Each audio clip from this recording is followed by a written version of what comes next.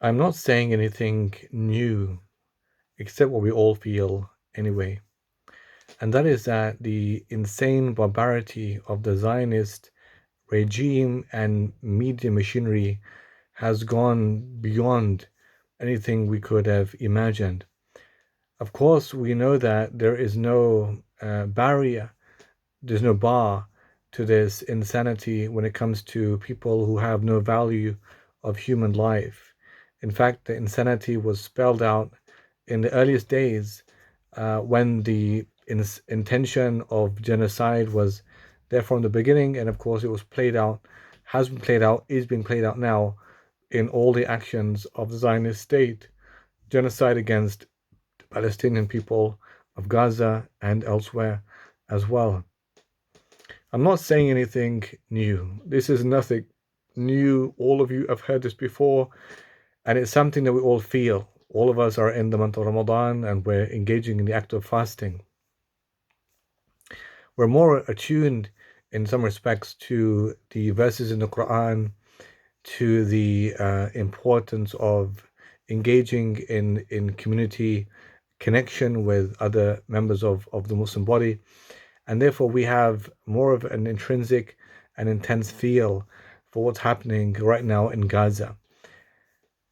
It's imperative for us to maintain the boycott of all Israeli products and goods as much as we can without excuse. We should really be checking the label and checking closely to make sure that we're not funding their regime in any case, in any way or form. We should boycott against all people who are active in forming friendship and alliances with that enemy. Enough is enough of hypocrites, of sellouts, of people who betray and backstab the Muslim body and really have the Zionist interests more than they have the interests of humanity. We have to boycott against such people wherever they are, and they could be whoever they are, politicians, media, Muslims, non-Muslims, whoever they are, but they should be boycotted, by us. It should be that everyone uses their skill and their talents in whatever effective way possible to campaign against the genocide committed against the Palestinians of Gaza. If you're, for example, able in being very good in speaking, then use your skill in proclaiming this message. Attend the marches, demonstrations, use your public platform, and raise your voice of concern. Raise your voice of condemning the acts of violence committed against innocent people. Raise your voice against the barbarity, the genocide committed against the innocent people of Gaza. Raise your voice in calling for a massive change of action in that part of the world and in all parts of the world as well. If you're someone who's good in using your skills of writing, then use your pen.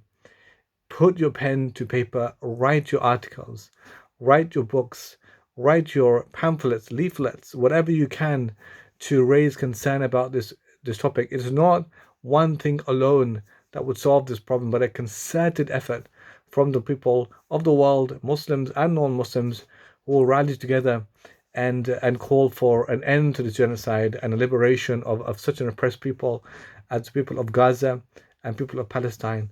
Use all of your efforts, boycott, write your articles, your books, whatever you can. Teach people around you in your capacity, your family members, your colleagues at work, whatever you can. Use your voice.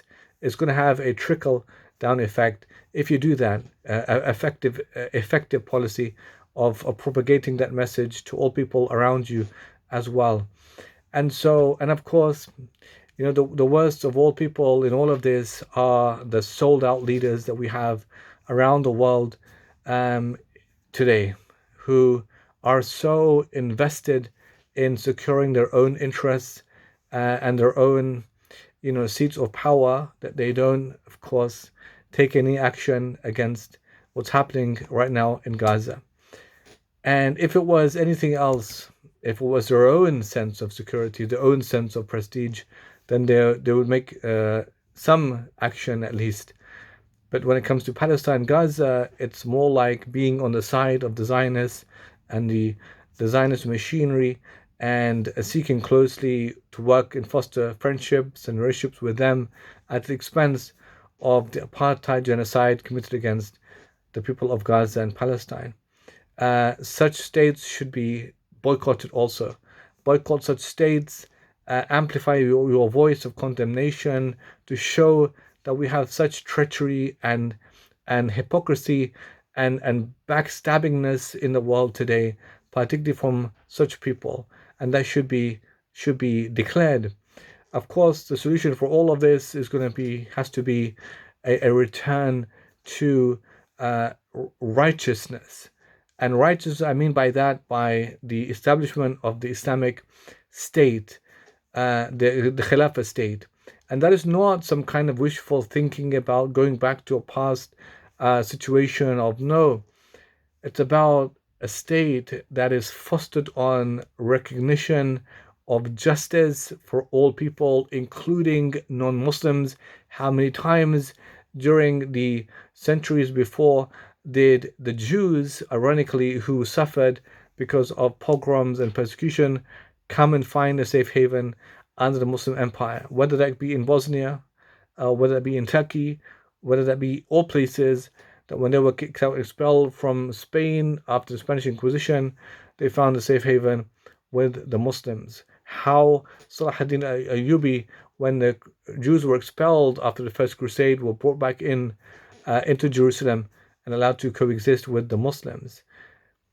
It's the justice paramount in from the Sharia that allows such things to happen and exist. A people who are Allah centric, meaning they have God at the center of their thinking and action, who are akhirah centric, who think about the next life and what's in store for them, and the people who are concerned about having the sense of justice for all people.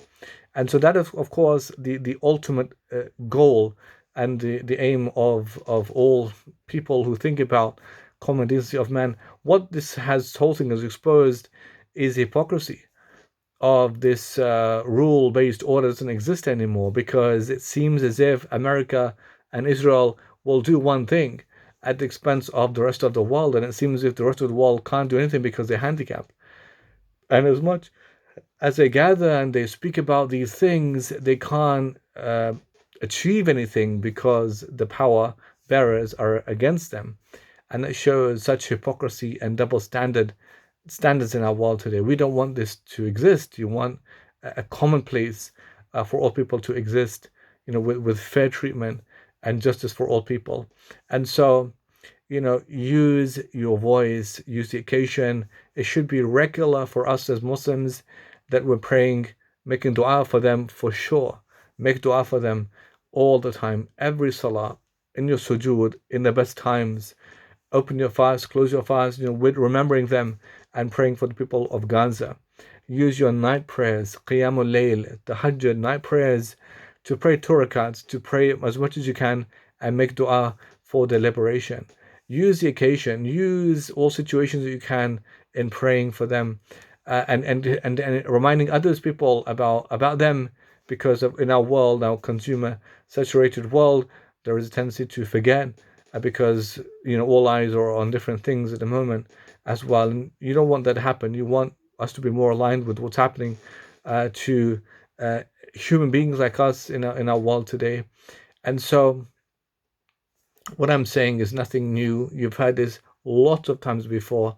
It's simply a reminder for us to take this seriously and to do as much as we can, to help the people of our world and to help the Muslimin in Gaza right now. May Allah give them aid and victory. And remember, of course, that however you look at it, life is very short, and we believe in the akhirah, which means the next life to come. And Allah in the Quran says, وَلَا تَحْسَبَنَ اللَّهَ غَافِلًا عَمَّا يَعْمَلُ الظَّالِمُونَ إِنَّمَا يُؤَخِّرُهُمْ لِيَوْمٍ تَشْخَصُ فِيهِ الْأَبْصَارُ. That do not think that God, Allah, is heedless of what the oppressors are doing. Indeed, Allah delays them for a day when eyes will stare in horror.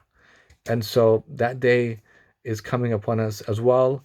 And it's a reminder for us that even though the arrogant and the tyrannical oppressors in the world today might flout because they think they're in full control forever. They're not. It's all limited, it's all temporary, and a day will come of divine reckoning. And on that day, the people who cause tyranny and murder and genocide against innocent people will pay for their crimes in full. Jazakumullah khairan.